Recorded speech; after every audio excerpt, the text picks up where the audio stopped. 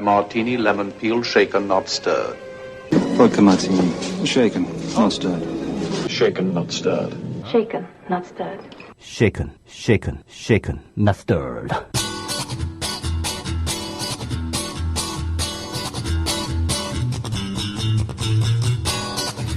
저는 주변 사람들한테 재미있는 영화보다는 좋은 영화를 많이 보시라고 입버릇처럼 말합니다.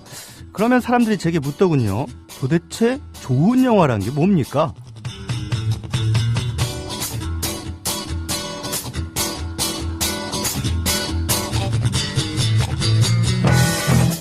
제가 생각하는 좋은 영화란 이 세 가지를 우리에게 선사해주는 영화들입니다.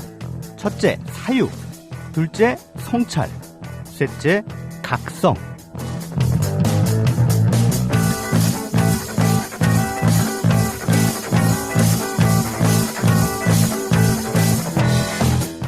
우리를 생각하게 만들고 우리의 삶을 되돌아보게 만들면서 우리가 살고 있는 세상의 부조리함을 일깨우는 영화, 저는 그런 영화들을 좋은 영화라고 생각합니다. 한마디로 관객을 호모 사피엔스, 즉 슬기로운 사람으로 대접하는 영화들이죠.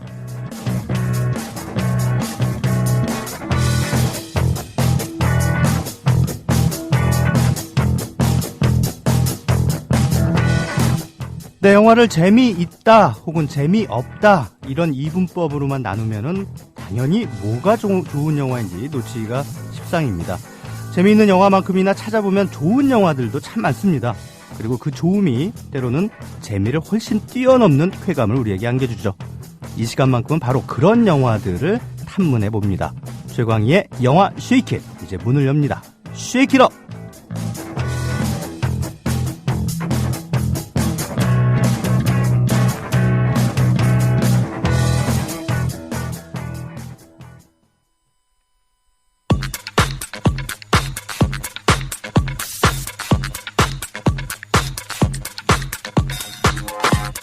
네, 한 주일 동안 어떤 영화들이 흥행 순위에 올랐는지 알아보는 시간이죠. 비하인드 박스 오피스부터 출발합니다. 지난주가 설 연휴였습니다. 그래서 많은 한국 영화들이 흥행 각축전을 벌였는데요. 희비가 엇갈렸습니다. 영화진흥위원회 통합전산망 박스 오피스를 기준으로 한 지난 주말 흥행 순위 5위부터 1위까지 알아봅니다.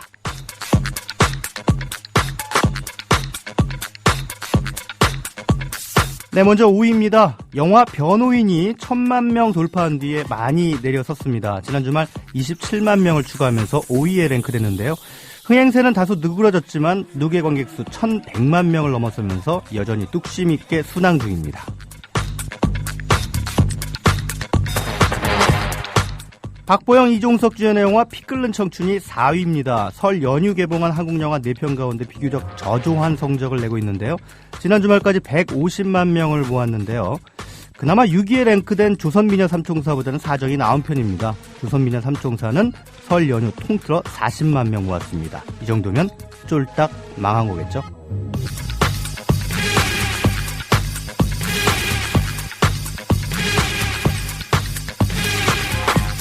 (3위는) 황정민 씨 주연의 영화입니다. 남자가 사랑할 때.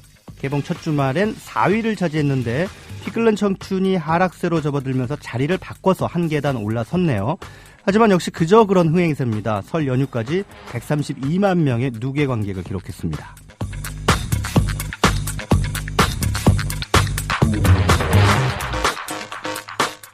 디즈니 애니메이션이죠. 겨울왕국이 2위를 차지했습니다. 설 연휴 기간에도 막강한 흥행세를 보여줬고요. 누계 관객은 600만 명 넘어섰습니다. 할리우드 애니메이션으로 국내 극장가에서 600만 명을 넘긴 건 이 영화가 처음입니다.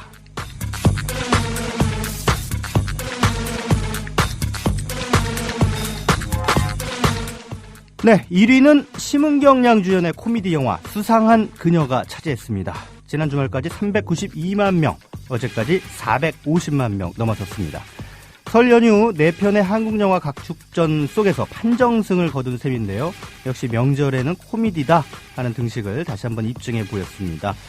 그런데 이 영화가 연휴 기간 동안 확보한 스크린 수 보니까 무려 1000개가 넘더군요. 이 영화의 배급사 CJ E&M, 창조경제 많이 응원하시는 회사죠. 스크린 1000개 확보하면서 1위 하는 거, 이게 이 영화사가 생각하는 창조경제인가 봅니다.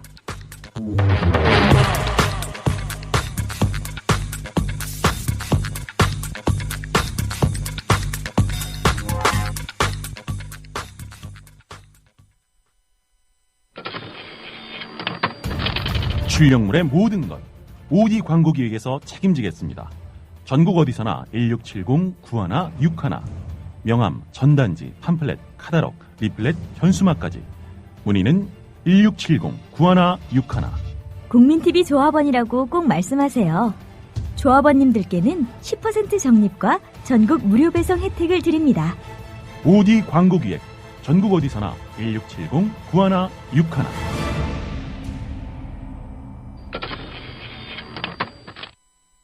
조합원 스토리텔링님 신청 광고입니다. 겨울철 최고의 별미 과메기. 고기 한 점에 마늘 쪽파를 얹고 미역줄기로 둘둘 감아 초장을 찍어 먹는 환상적인 맛. 피부엔 탄력을 주고 성인병 예방과 숙취에도 좋은 과메기. 포항 죽도어시장 상인 협동조합이 포항 구룡포 덕장에서 천연 동결 건조 방법으로 말려 꼬들꼬들하고 맛깔나는 최고의 과메기를 국민TV 조합원들에게 특별 판매합니다. 이거 뭐길래 이렇게 맛있나요? 포항 구룡포 과메기입니다. 010-9896-8282 010-9896-8282로 전화주시면 총알 배송해드립니다. 네, 여러분 안녕하십니까. 오랜만에 뵙네요. 설 연휴 기간 동안 한 주 쉬었죠. 그래서 2주 만에 다시 돌아온 영화 쉐이킷. 네, 진행자 최광희입니다. 그동안 어떻게 잘 지내셨습니까? 극장에는 좀 가셨나요? 좋은 영화 좀 보셨나요? 네. 앞서서 제가 박스오피스 순위 이렇게 알아봤는데 대충 그 대중영화들 순위만 가지고 제가 말씀을 드렸습니다만, 설 연휴 동안 굉장히 그 흥행 돌풍이 많았습니다. 앞서서 제가 언급은 못 해드렸습니다만, 설 연휴 바로 전에 29일에 개봉한 코엔 형제 감독의 인사이드 루인이 5만 명을 돌파했습니다. 대단한 흥행 돌풍이죠. 또 16일에 개봉한 영화죠. 그 칸 영화제 황금종려상 수상작인 가장 따뜻한 색 블루 역시 3만 8천 명. 엄청난 흥행세입니다. 제가 영화 쉐이킷에서 소개를 했기 때문에 네, 이렇게 많은 흥행이 되고 있다. 저는 그렇게 믿으렵니다. 네, 그렇게 믿어야죠. 네. 항상 잡벅을 생활화하고 있는 진행자 최강입니다. 자, 게시판에 또 오늘도 생버님들이 글을 올려주고 계십니다. 열혈 청취자님이시죠? 오케이 마리님 오늘도 글을 올려주셨네요. 오랫동안 기다렸어요. 오늘 게스트 기대. 네, 오늘 게스트 기대 정말 해주셔도 좋겠습니다. 뾰루퉁님도 네 기다렸어요. 최강희의 영화 쉐이킷. 네. 미갱님 우와 야근이나 하니까 듣게 되네요. 개편 후 처음으로 들어요. 최강희 평론가님 반갑습니다. 네, 어느틈님 최강희님 반갑습니다. 김태훈 감독님, 박희정 배우님 두근거려요. 이분 아시는구나. 오늘 게스트 누군지. 네, 오늘 게스트는 미리 말씀드리지만 바로 오늘 개봉한 또 하나의 약속의 김태훈 감독과 박희정 배우입니다. 자, 제가 이분이 왜 오늘 게스트를 미리 알고 있는지 저는 압니다. 왜냐하면 제가 최강의 영화 쉐이킷 페이스북 페이지를 개설했습니다. 그래서 미리 오늘 순서에 대해서 약간 또 공지를 해드렸습니다. 페이스북 하시는 분들은 최강의 영화 쉐이킷으로 검색하시면 바로 나옵니다. 들어오셔서 좋아요 눌러주시면 방송과 관련된 여러 다양한 정보들 구독해서 만나보실 수 있고요. 또 저희가 영화 특별 시사회도 나중에는 이제 같이 할 예정인데 그럴 때마다 페이스북 페이지를 통해서 또 공지를 해드리고 물론 방송에서도 말씀을 해드립니다만 관련해서 영화 쉐이킷이 주최하는 영화 강연 이런 부분도 역시 공지를 해드리고 제가 영화 평론가니까요. 허구한 날 뭐 하겠습니까? 맨날 영화 보죠. 네, 시사회 쫓아다니는 게 일입니다. 그래서 시사회 끝나면 그 본 영화에 대해서 간단한 리뷰 영화 비평도 올려드리니까요. 여러분의 문화생활에 많은 도움이 되시리라 생각이 됩니다. 제가 게시판에도 미리 페이스북 페이지 개설했다고 알려드렸으니까 많이들 좋아요 눌러주시면 감사하겠습니다.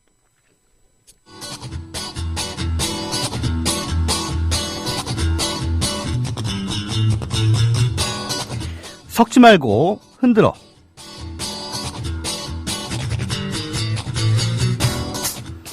네, 하나의 테마를 가지고 다양한 영화를 소개해드리는 순서죠. 섞지 말고 흔들어.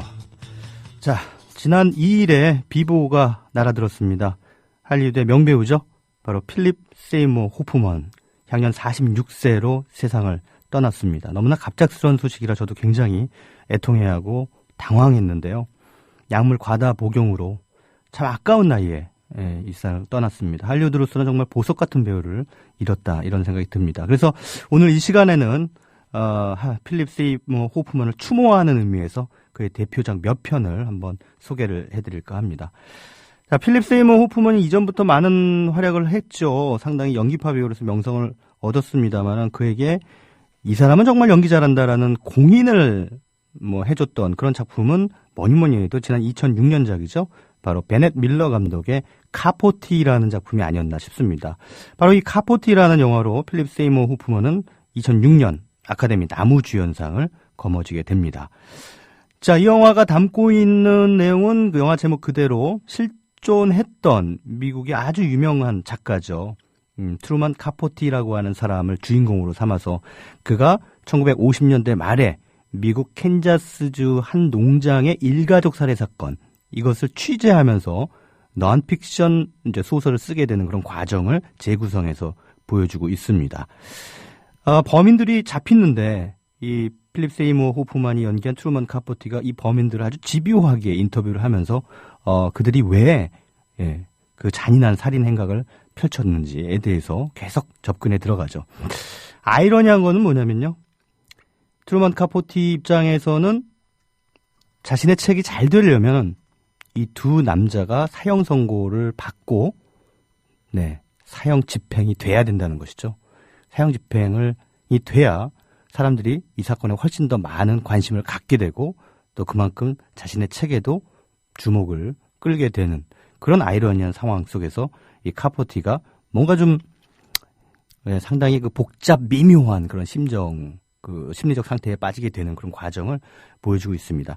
필립 세이머 호프먼은 이 영화에서 그 트루먼 카포티, 게이였죠. 네, 이 트루먼 카포티의 조금 굉장히 독특한 말투, 약간 세된 목소리죠. 원래는 필립 세이머 호프먼의 목소리가 그냥 중후합니다. 중저음임에도 불구하고 영화 속에서는 아주 살도 싹 빼고요. 카포티의 말투를 정말 완벽에 가깝게 재현을 해 놓고 있습니다. 사실 트루먼 카포티도 꽤 젊은 나이에 아주 젊은 나이는 아닙니다만 제가 알기로는 예순이 되기 전에 약물 과다 복용이 아니군요. 알코올 중독에 의한 합병증으로 세상을 떠났는데요. 뭔가 타인의 불행을 이렇게 계속 봐야만 자신의 작품을 완성할 수 있는, 이것은 어떻게 보면은 배우의 숙명과도 좀 어느 정도 닿아 있다라는 그런 생각이 들었습니다. 그래서 필립 세이머 호프먼도 미국 작가 트루먼 카포티의 삶과 어떤 면에서는 상당히 좀 비슷한 삶을 산 것이 아닌가, 이런 생각이 들었습니다. 그 역시 약물 과다 복용으로 유명을 달리했죠. 자, 필립 세이머 호프먼의 또 다른 작품, 지난해 개봉했죠. 원래는 2012년작인데 폴 토마스 앤더슨 감독의 마스터라는 영화가 있습니다. 이 작품도 영화 제목을 조금 빌어서 표현을 하자면 마스터피스입니다. 네, 걸작이죠. 네. 2차 세계대전이 끝난 직후에 퀘리라고 하는 방금 제대한 한 남자를 주인공으로 삼고 있습니다. 그리고 또 다른 주인공이 바로 필립 세이머 호프먼이 맡은 랭캐스터라고 하는 사람인데 엄청난 석학이죠. 사람의 심리를 분석하는 그 사람의 모든 것을 다 파헤쳐가지고 어떤 뭔가 앞으로의 그 어떤 행동이라든가 이런 것들을 이제 교정해 나가는 데 있어서의 상당한 그 실력을 발휘한 그런 사람입니다.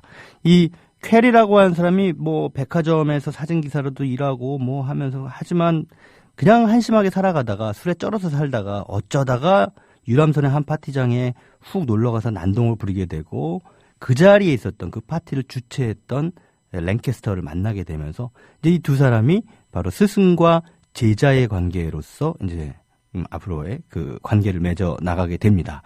아주 퀘런 이 랭캐스터를 자신의 인생의 하나의 이정표로서 삶으면서 정말 존경하는 스승으로 모시게 되는데요. 하지만 랭캐스터라고 하는 이 마스터에게도 뭔가 인간적인 결함이 있다는 것을 나중에는 알게 되죠. 여기서 필립 세이머 호프먼이 연기한 랭캐스터가 이런 의미심장한 말을 합니다.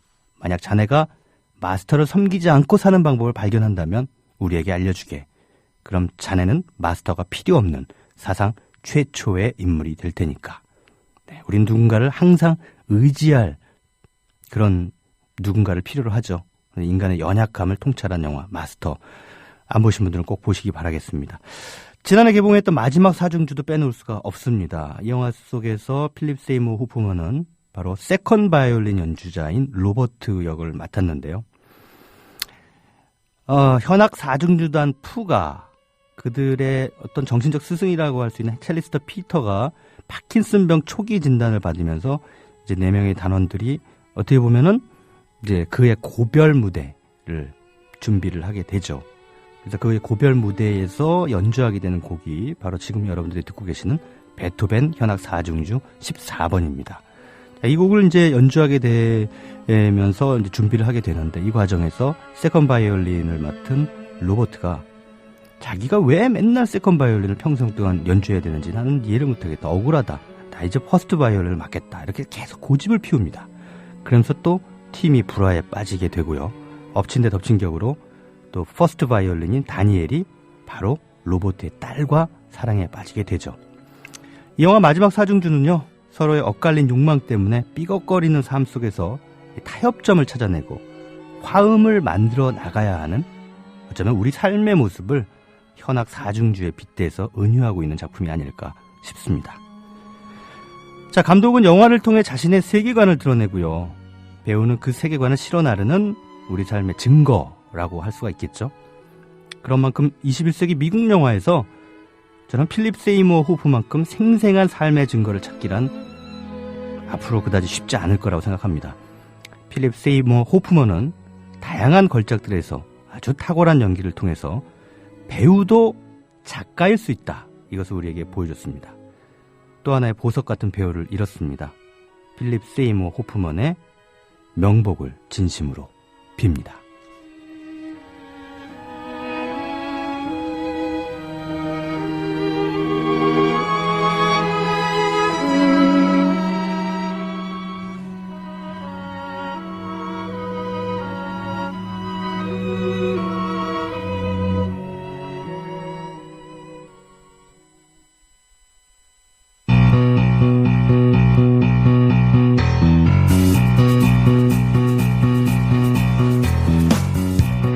네, 이번 주 개봉신작 알아보는 개봉작 두리치기입니다. 그냥 소개만 해드리지 않고 창의성 지수와 현금 평점 매기는 거 다들 아시죠? 2편 준비했습니다. 시작해볼까요? 볼륨 업!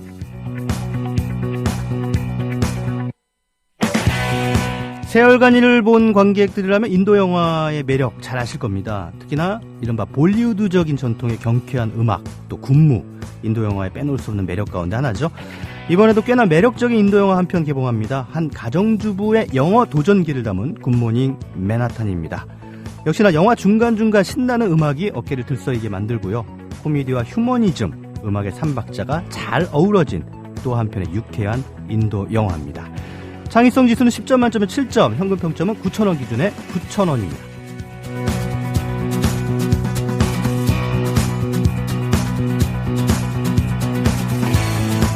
니콜라스 케이지와 존 쿠삭이 주연한 할리우드 범죄 스릴러 영화 프로즌 그라운드가 이번 주에 개봉합니다. CSI나 크리미널 마인드 같은 그 미드의 에피소드 한 편을 약간 길게 늘여놓은 그런 작품인 것 같습니다. 뭘 말하려고 하는지 잘 모르겠습니다. 이 세상에 연쇄살인범이 있다. 희생자들이 불쌍하다. 그러니까 조심해라. 뭐 그런 얘기라면 공개수배 같은 방송 프로그램이 훨씬 흥미롭죠. 별로 권하고 싶지 않은 영화입니다. 창의성 지수 10점 만점에 5점, 현금 평점은 3,000원입니다. 영화 굿모닝 맨하탄 가운데 흘렀던 잉글리시 빙글리시 듣고 와서 시내 톡톡으로 이어갑니다.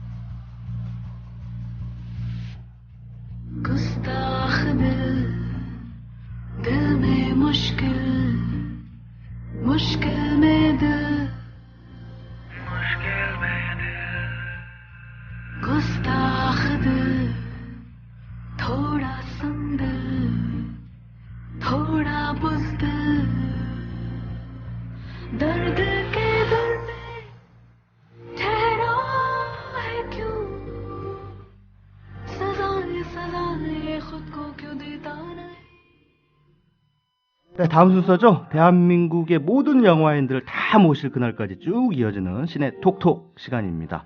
오늘도 여러분들이 기대하시는 바와 같이 아주 특별한 분들 모셨습니다. 분들이라고 제가 말씀드리는 것은 오늘은 한 분이 아니라 두 분입니다. 네, 바로 오늘 개봉한 영화죠. 한국 영화 또 하나의 약속의 김태훈 감독님, 그리고 영화 속에서 윤미 역을 맡은 배우 박희정 씨 나오셨습니다. 고맙습니다. 반갑습니다. 네, 안녕하세요. 네. 안녕하세요. 김태현입니다. 네. 자, 이 국민TV 스튜디오에 이렇게 또 직접 나오시니까 어떠신지 좀 소감을 한번 여쭤볼게요. 근데 감독님부터 한번 말씀해 주시겠어요? 네, 저는 한번 경험이 있어요. 국민TV 출연한 적. 아, 네, 그러셨군요. 네. 지금 네. 없어진 방송인데 덕원의 보편적인 노래라는 아, 네. 거기다 한번 있어서 네. 되게 정감 있네요. 아니, 출연하신 거 미리 말씀하시지. 우리는 한번 출연했던 사람은 잘 안 부르는 아니, 그래도 이렇게 개봉날에 맞춰서 이렇게 또 출연해 주신 거면 또 특별한 의미가 있으니까요. 네. 네, 더더욱 감사드리고요.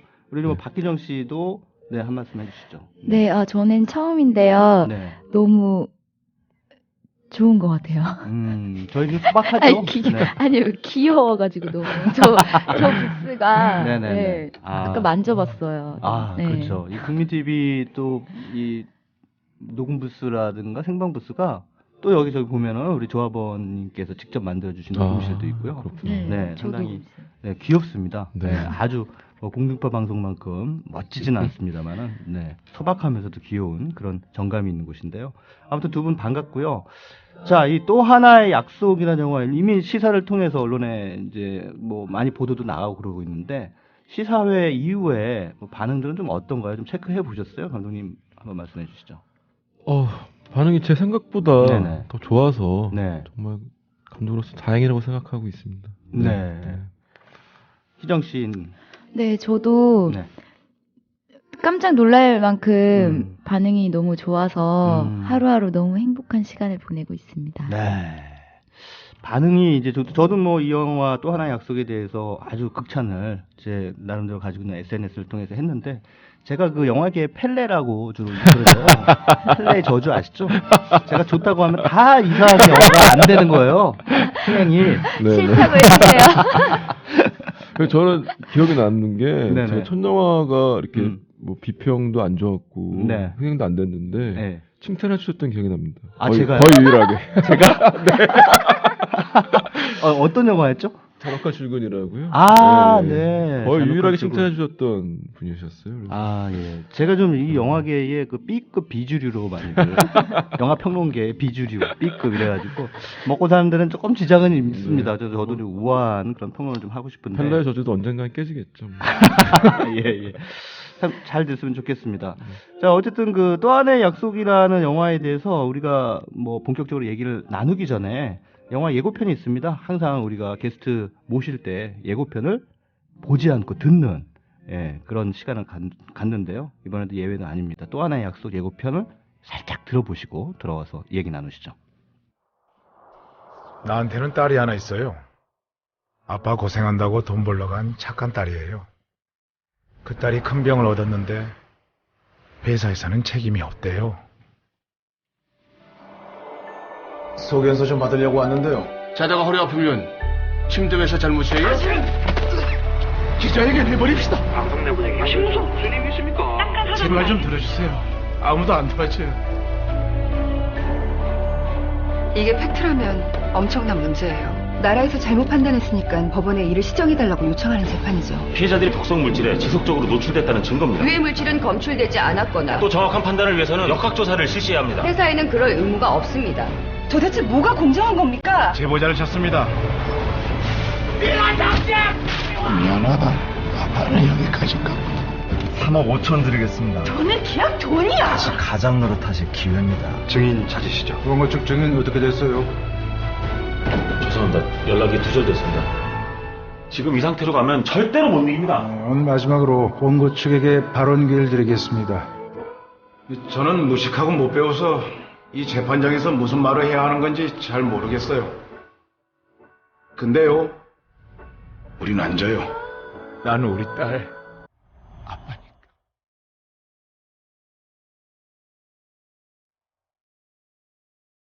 네, 예고편을 들었는데 좀 뭐랄까요, 좀 가슴이 좀 답답해지는, 막막해지는 그런 느낌이 드시지 않으십니까?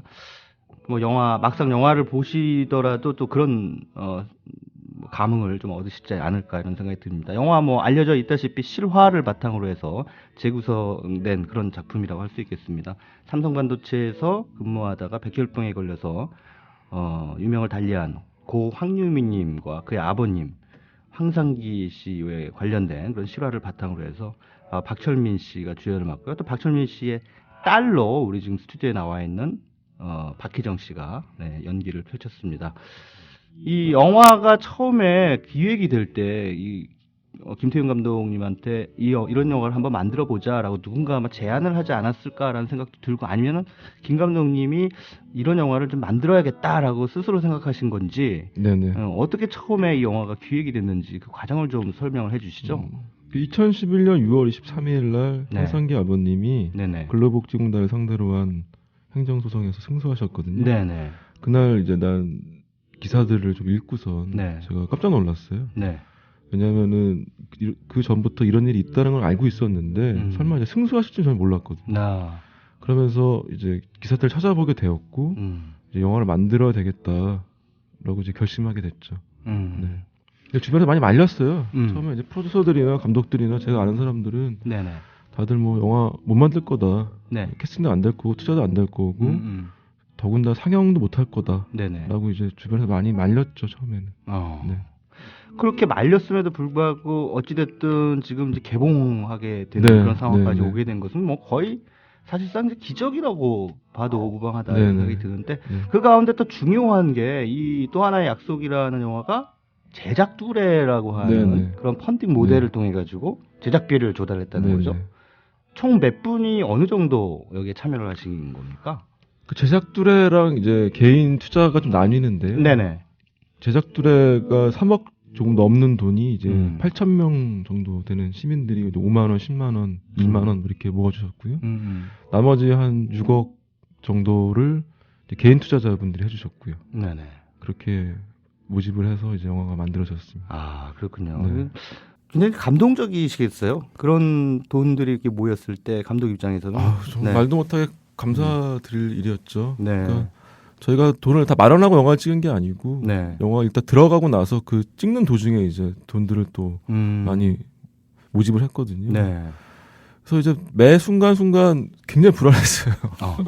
다음 회차 나갈 돈이 없다. 프로듀서들이 그런 경우도 굉장히 많았고, 근데 네. 그때마다 기적적으로 500만 원 투자가 들어왔어요. 뭐 이렇게 프로듀서들이 기뻐하기도 하고 그런 일이 한두 번이 아니었어요. 대부분의 영화들은 이미 그 투자가 결정이 된 뒤에, 그렇죠. 네. 그 다음에 이제 제작이 들어가는데, 영화는 제작하다가 돈 들어오면 또 들어가고, 네, 네. 돈 들어오면 또 들어가고. 네.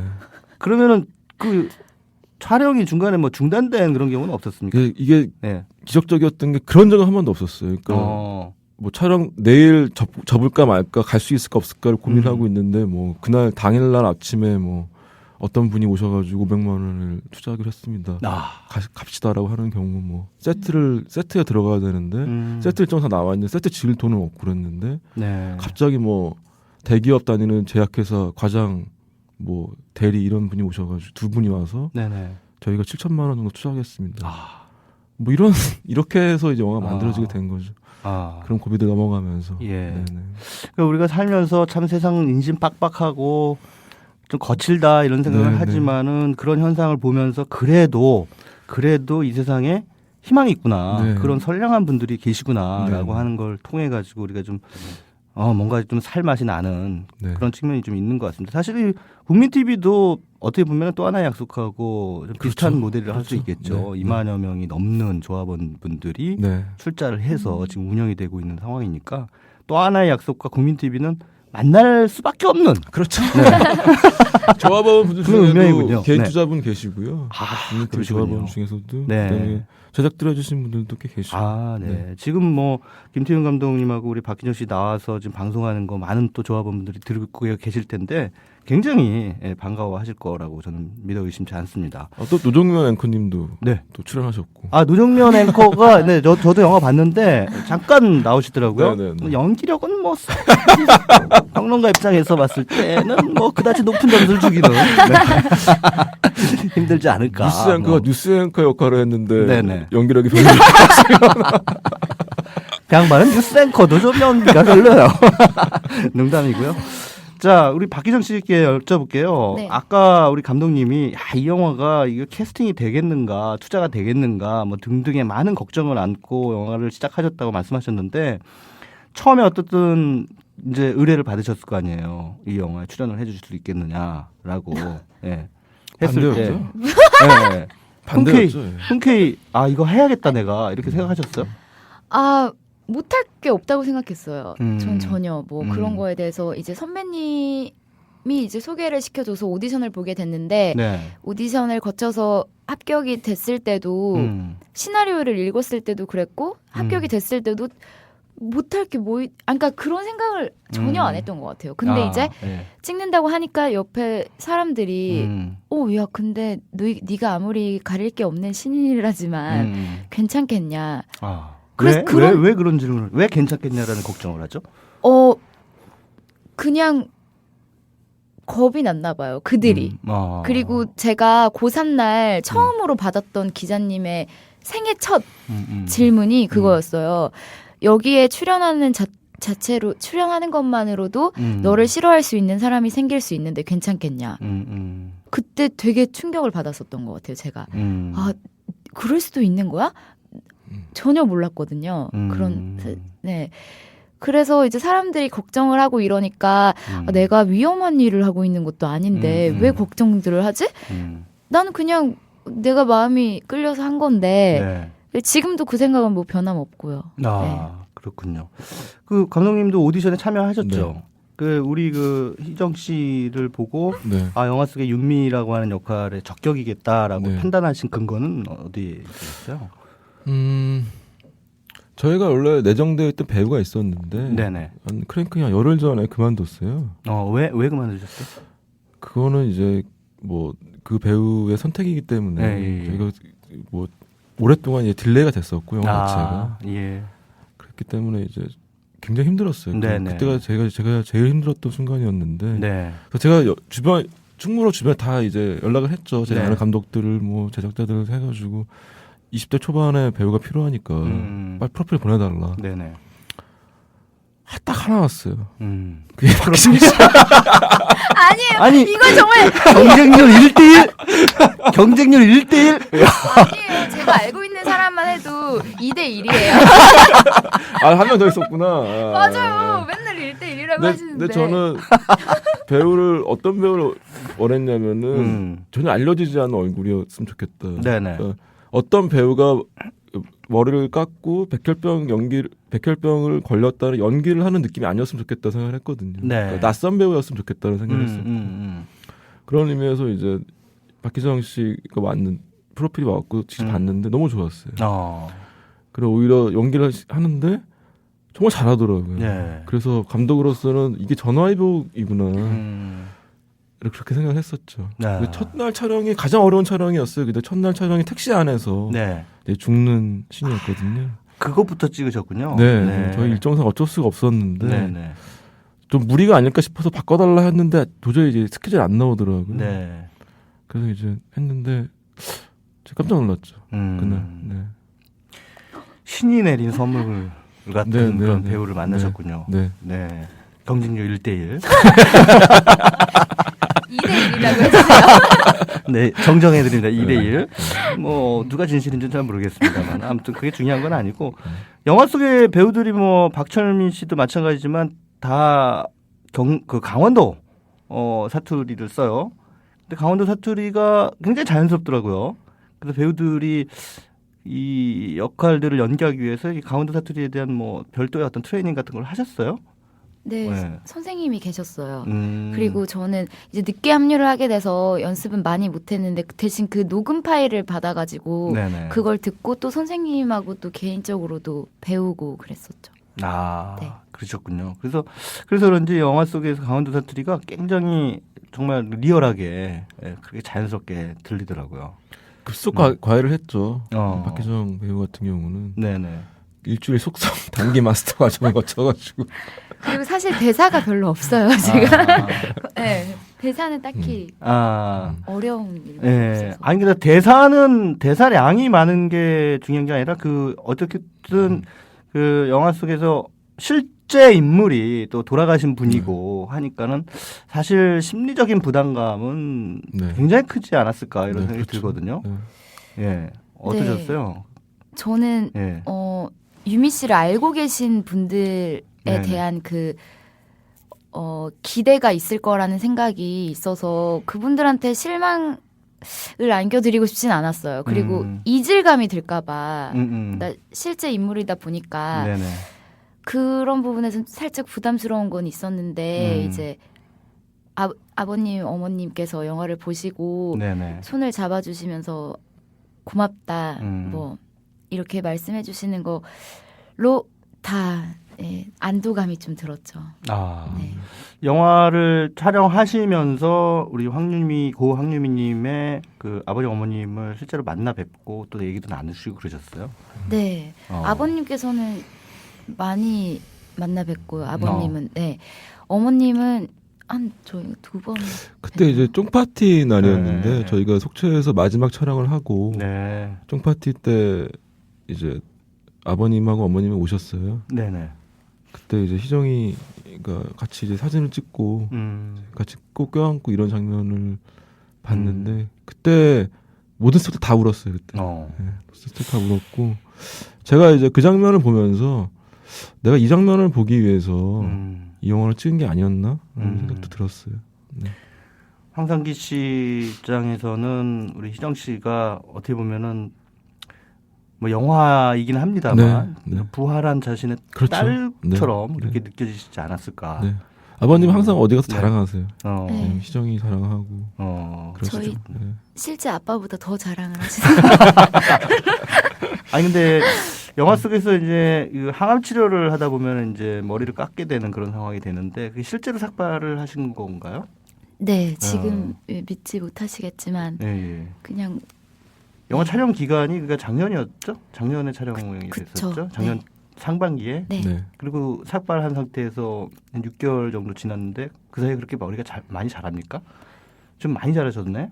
네, 심지어 이게 4번이나 다듬은 상태거든요. 그래요? 저는 예전부터 머리가 좀 일찍 머리카락이 빨리 자라기도 했고 또 워낙 없었다 보니까 그렇게 보이기도 하고 상대적으로.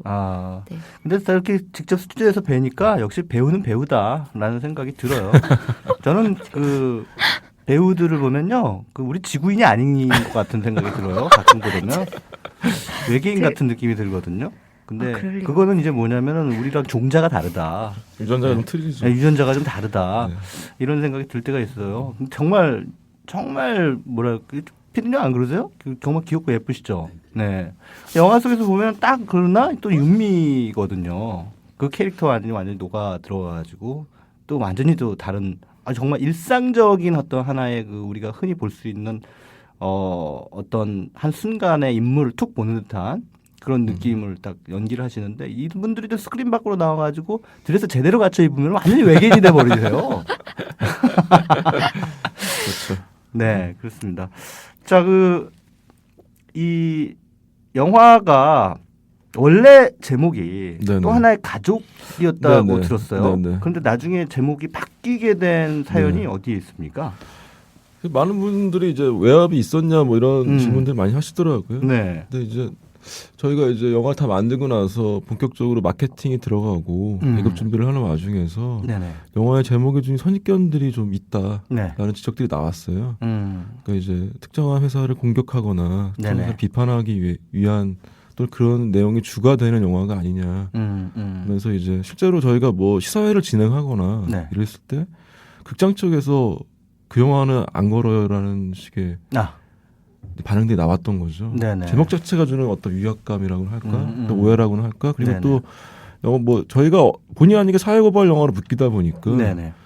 이제 사회고발 영화를 또 안 좋아하시는 분들이나 또는 이제 뭐 그 회사를 좋아하시는 분들이나 사실 편견 없이 영화를 봐야 되는데 그런 편견을 주고 있다라는 이제 마케팅 팀이나 기업팀에서 지적이 나와가지고 고민을 하다가 그러면은 제목을 수정하자라고 해서 이제 수정하게 된 거죠. 그러니까 또 하나의 약속이라고 하는 제목으로 수정된 시점은 지난해 부산국제영화제 때 그때부터 바뀌기. 그때 또 하나의 가족이었고요. 그때는 또 하나의 가족이었고 그 이후에 이제 개봉을 준비하면서 그렇죠. 바꾸게 된 그런 상황이라고 할 수 있겠군요. 자, 뭐 이전에 나왔던 실화 소재 영화들 뭐 나오면 항상 이제 등장하게 되는 논란이 이것이 실제와 다르다. 영화적인 허구가 들어가 있어서 뭔가를 왜곡했다라고 하는 또 반론들이 제기가 되거든요. 그래서 그렇지만 이제 저는 그런 경우에는 항상 영화는 원래가 허구적인 그렇죠. 장치가 가미되는 것이다라고 하는 이 무식한 자들아 이런 얘기를 하는데 그럼에도 불구하고 영화를 뉴스하고 헷갈리시는 분들이 계세요. 굉장히 많으신 것 같아요. 한국 사회 특히나 또 좀 높으신 양반들 가운데 그런 분들이 많아요. 이게 또 사람들을 현혹시켜서 뭔가 이 혹세무민하는 그런 영화가 아니겠느냐. 선전선동하는. 또 대기업이 잘 돼야 되는데 왜 대기업을 고발하고. 그렇죠. 이런 썩어 빠진 영화 뭐 이러면서 또 말씀하실 분들도 계실 거라고요. 실제하고 영화적인 장치로서 가미된 것이 어떤 건지 좀 가능한 선까지만 좀 미리 설명을 해 주신다면요. 일단 말씀하신 대로 영화는 이 허구죠. 영화는 일단 허구. 영화 자체가 정말 진실이다라고 얘기하는 것 자체가 이제 큰 거짓말이기 때문에 영화 자체는 허구입니다. 근데 이제 다만 팩트를 이제 얼마만큼 근거를 가지고서 영화를 만드냐에 문제가 있고요. 그다음에 극영화는 기승전결이 있기 때문에 기승전결과 클라이막스가 있기 때문에 이제 허구가 들어갈 수밖에 없어요. 그러니까 뭐 이렇게 일어난 사건을 다시 배치한다던가 캐릭터가 가미된다던가 이런 식인데, 그러니까 저는 하여튼 최대한 팩트를 가지고선 이제 영화를 만들었는데. 이게 굉장히 뒤섞여 있거든요. 그래서 어느 부분이 팩트고 어떤 부분이 허구냐라고 하시면 제가 잘 대답을 못 드려요. 근데 장면을 꼭 집어서 말씀해 주시면은 대답은 드릴 수 있고요. 그러니까 영화 속에서 보면은 일단은 그 피해자들이 그 여기서는 이제 진성 반도체라고 하는 그 이제 이름으로 설정이 돼 있는데 진성 반도체에서 일하다가 이제 희귀병을 앓게 된 피해자들의 이제 가족들이 그 회사 측에서 뭐 거액의 보상금을 제시를 하고 그래서 결국은 그 수술비 마련이나 이런 고민 때문에 그걸 받아들이게 되는 그런 과정이 벌어지게 되고 또 특히나 이 우리 박희정 씨가 연기한 윤미 가족에게도 뭐 20억 원이라고 하는 엄청난 거액. 아니 그 정도는 아니고요. 그 정도는 아니죠. 10억인가? 10억 원이라고 하는 엄청난 거액을 이렇게 제시하는 그런 장면이 있는데 그러니까 소송을 걸지 않는 대신 보상금을 주겠다라고 하는 그거는 팩트입니까? 팩트죠. 그 부분은 명백한 팩트고요. 그러니까 이제 산업재해를 하지 말라라는 조건인 거죠. 신청을 하지 말라는 조건으로 이제 합의금을 제시하는 거죠, 회사 쪽에서는. 근데 이제 주로 자식을 이제 그런 반도체 공장 같은 데 보내신 분들은 가정 형편이 좋을 리가 없잖아요. 다들 어려우신 분들이니까 소송 기간이 길어지다 보면 너무나 힘드신 거예요. 그 고통이 경제적인 고통이라는 것들이. 그러니까 이제 중간중간에 합의를 제시하면 그거를 받아들이시는 거죠. 근데 황상기 아버님은 끝까지 안 받으셨던 거고. 그러니까 그분이 합의를 받지 않은 그 이유는 감독님은 뭐라고 생각하셨습니까? 제가 이제 황상기 아버님을 시나리오 때문에 취재를 하러 따라다니면서 느꼈던 건데요. 그분은 항상 그렇게 큰 어려움을 겪으셨고 그렇게 어렵게 싸움을 하시는데 항상 웃으세요. 항상 밝으시고 그리고 건강하세요. 근데 제가 들었던 생각이 만약에 아버님이 중간에 합의를 하셨으면 저렇게 웃으실 수 있을까 그런 생각을 했거든요. 그러면서 저 자신도 다시 돌아보게 되더라고요. 제가 뭐 충무로 들어온 지 10년째 되는데 나는 도대체 무엇을 위해서 영화를 만들었나. 흥행을 위해서 만든 건가 아니면 명예를 위해서 네. 만드는 건지 제 자신을 돌아보게 되더라고요. 네. 그러면서 이 영화를 꼭 만들어야 되겠다 그런 생각했거든요. 아 예.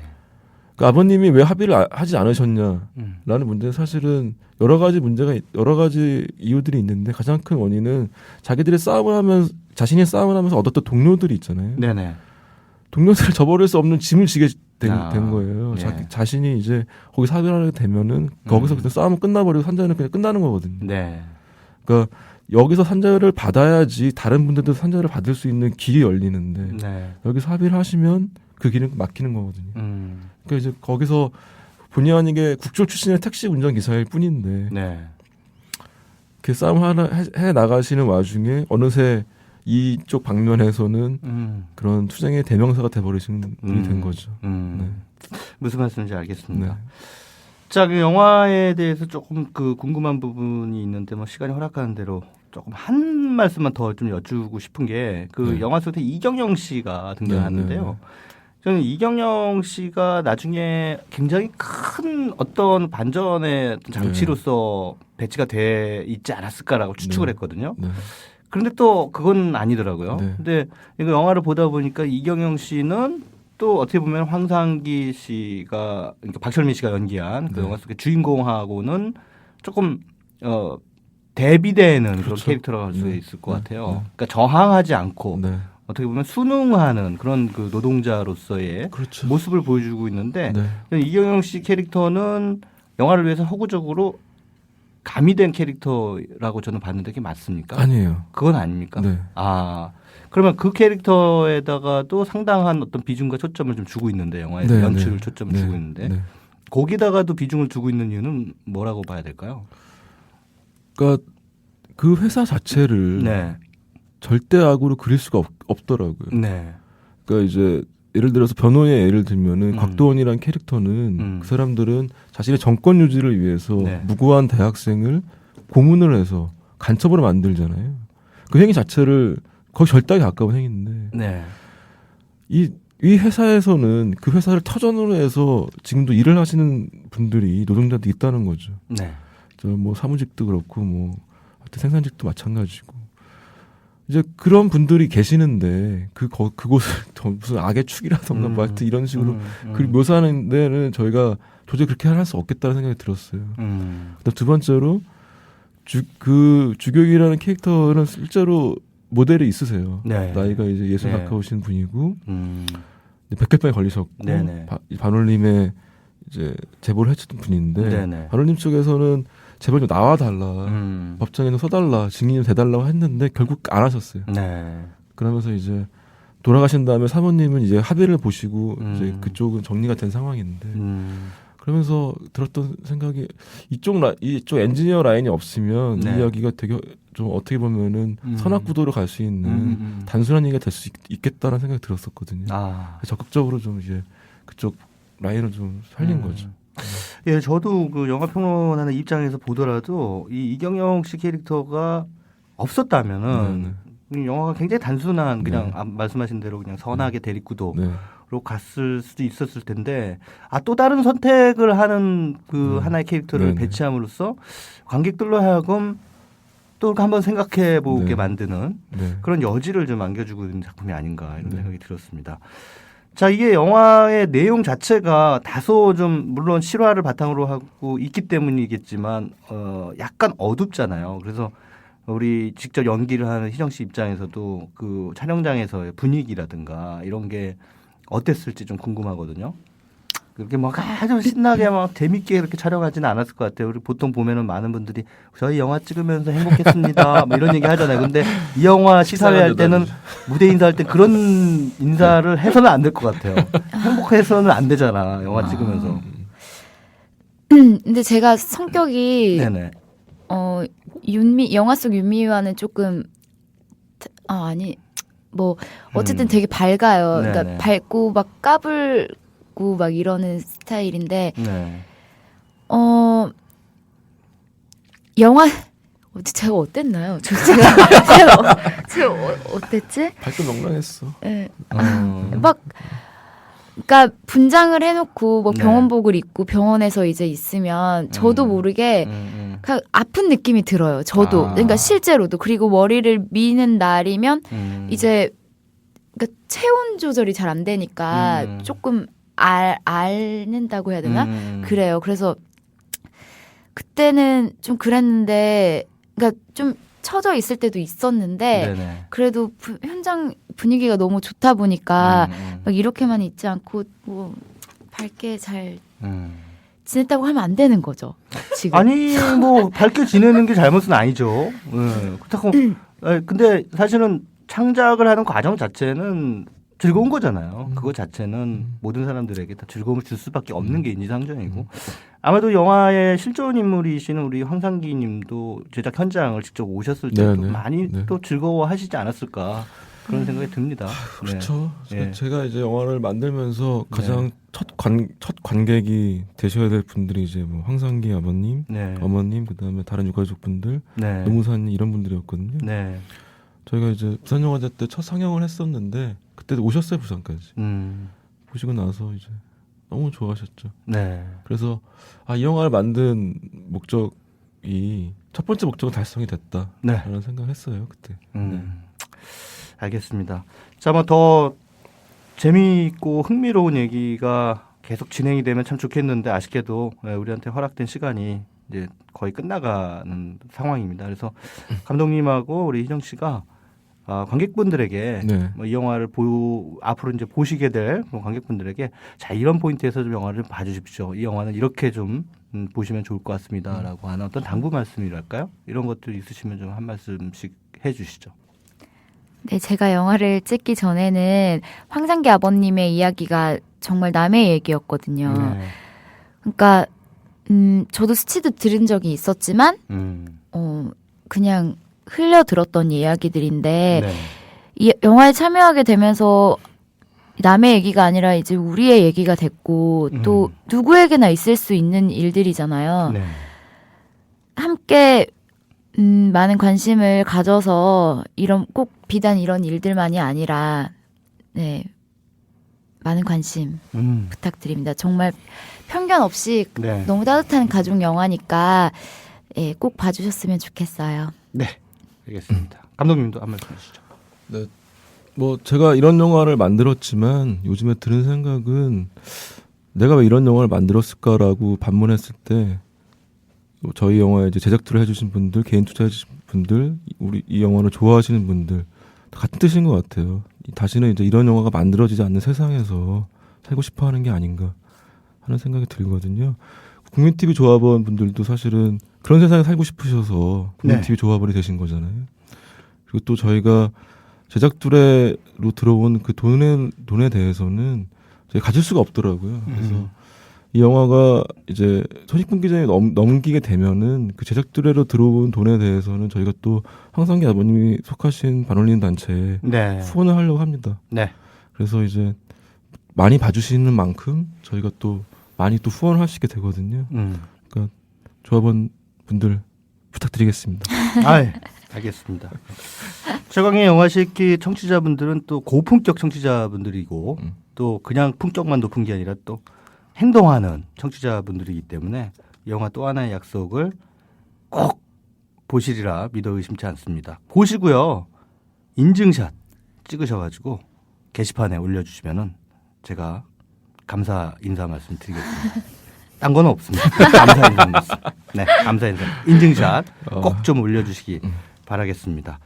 자, 영화가 참 할 일이 많은 세상입니다. 언론이 그 역할을 해줘야 되는데 언론이 제 역할을 못하기 때문에 뭐 잘 아시다시피 한국의 도가니도 그렇고 변호인도 그렇고 최근에 집으로 가는 길 또 이 영화 또 하나의 약속까지 우리 사회에 뭔가 모순과 부조리를 이렇게 고발하고 또 거기에 대한 의식을 환기시키는 그런 영화들이 계속해서 나오고 있는 것 같습니다. 감독님 말씀대로 이런 영화가 더 이상 만들어지지 않는 그런 세상을 위해서는 우리 모두 이 영화를 봅시다. 자, 오늘 또 하나의 약속에 김태윤 감독님 그리고 박희정 배우님 두 분 모시고 유쾌한 시네톡톡, 유쾌하지만 의미 있는 시네톡톡 나눠봤습니다. 오늘 두 분 나오셔서 감사드립니다. 네, 감사합니다. 눈부시던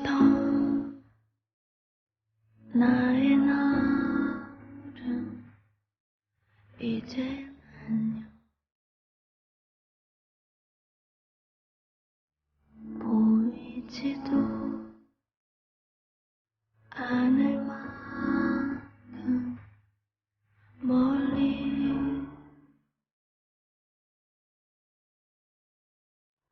더 이상은 작아지지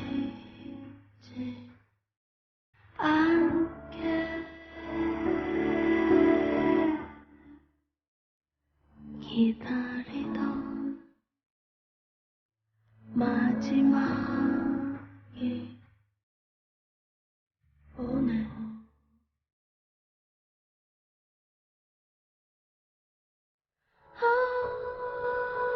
네, 영화 또 하나의 약속의 주제가죠. 열리목의 Buy Me a Deer 듣고 계십니다. 서태훈님, 평택 메가박스 사람 많아요. 하루에 3번 상영한다네요. 하고 또 하나의 약속 19시 30분 티켓 인증샷을 올려주셨습니다. 그 밖에도 많은 분들이 또 하나의 약속 지금 보러 갈 예정이다, 지금 보고 있다, 오늘 본다 라고 하면서 인증샷들 계속해서 올려주시고 계십니다. 영화 보시면 맨 마지막에 한국 영화 사상 가장 긴 엔딩 크레딧이 나옵니다. 제작도에 참여한 모든 분들의 이름이 빼곡하게 화면을 채우고 있죠. 그것 자체가 또 하나의 드라마입니다. 영화의 흥행에도 여러분이 또 하나의 드라마를 만들어 주실 것이라고 믿어 의심치 않습니다. 자, 최광의 영화 시익기 이번 주 준비한 순서는 여기까지입니다. 1시간 동안 여러분의 귀에 틀어드렸던 영화 영사기를 끄겠습니다. 다음 이 시간까지 즐감하십시오.